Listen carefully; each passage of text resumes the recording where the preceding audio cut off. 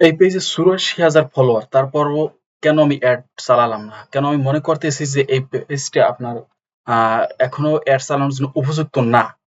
আসলে এই বিষয়টা নিয়ে আজকে আলোচনা করব। দেখেন, প্রায় ৮৪,০০০ ফলোয়ার, কম্বো অফার পরিষ্কার, অগ্রিম লাগে না, এগুলো বিডি মার্কেটে বড় প্লাস। কিন্তু এরপরও আমি যেটা নোটিস করলাম, পেজে সবগুলো হচ্ছে প্রোডাক্টের আপনার অফারের content. Real customer review, quality proof, delivery proof খুবই কম। অ্যাডস থেকে কাস্টমার আসবে ঠিকই, কিন্তু তারা অফার থেকে ইনবক্স করবে কিন্তু অর্ডার কনফার্ম করবে না। ফলে যেটা হবে, সিপিএ বেড়ে যেতে পারে।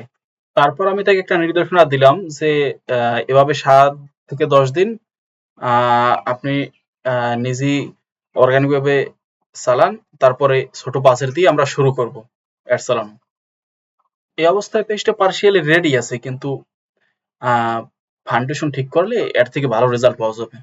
আপনার পেজও অ্যাড চালানোর জন্য উপযুক্ত আছে কিনা তা জানতে আমাকে মেসেজ দিয়ে আপনার পেজের লিংক পাঠাতে পারেন। আমি দেখে আপনাকে বলে দিব। আমি ৩ বছর ধরে ফেসবুক এবং গুগল অ্যাড নিয়ে কাজ করতেছি।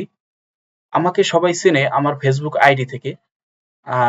কারণ আমি ৩ বছর যাবত আমার ফেসবুক আইডি থেকে মানুষের সাথে যোগাযোগ রাখছি। তারাও আমাকে মেসেজ দিছে যে ভাই আমার অ্যাডটা চালাবেন, আমার অ্যাডটা আপনি চালান।